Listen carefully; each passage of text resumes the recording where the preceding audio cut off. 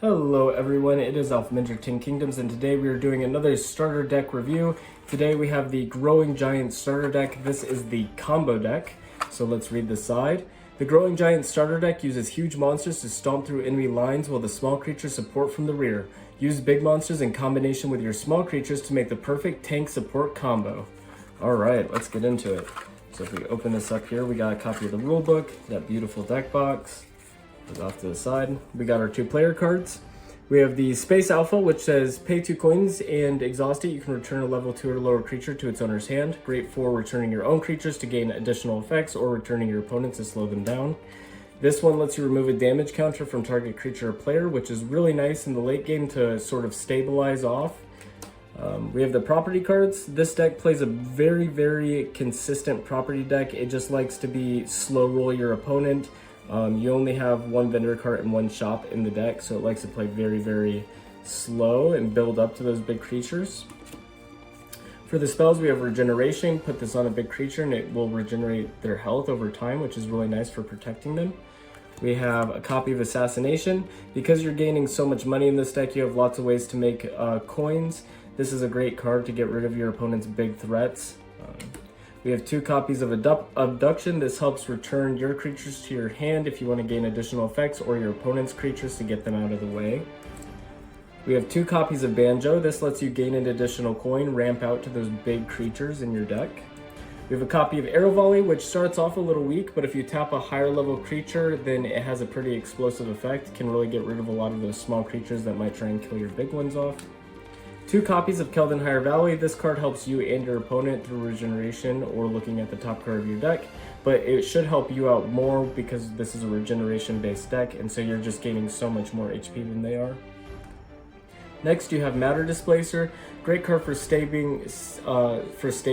It's a 3/2 and it has flight and it has cosplay. Return target level 5 lower creature or structure or item back to its owner's hand. Really nice card. Next you have Treant, which is a 7/8 real beefy boy. He's a 7/8 for 7. You have 2 copies of Hydra. This card's sick. It's a 3/7 for 6 and it has regen, and whenever you remove a damage counter from Hydra, it puts an attack counter on it, so sort of like it's gaining more heads every time it's damaged. Very flavorful. We have 2 Tree Stump Shamans. You put these creatures in your back row and you can tap them to heal up your creatures like your Hydra or your Treant. We have 2 copies of Street Performer. You can exhaust her to gain 1 coin. This plays early and then it can play into your bigger creatures so you can get them out faster. We have 2 copies of Mushroom Foot Trap. When you cosplay this creature, it poisons a creature your opponents control, so this is a great way of getting rid of your opponent's small creatures or big creatures, but clearing the way for this guy to come through eventually. 2 copies of Devilskin Giant, super huge beefy guys, 5/6 for 5.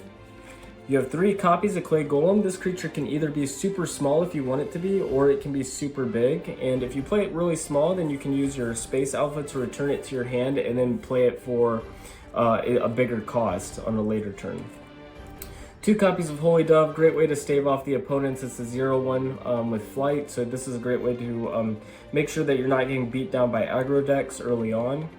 You have 2 copies of Woodland Elf, which is a 2/3 for 2, just a solid overall card.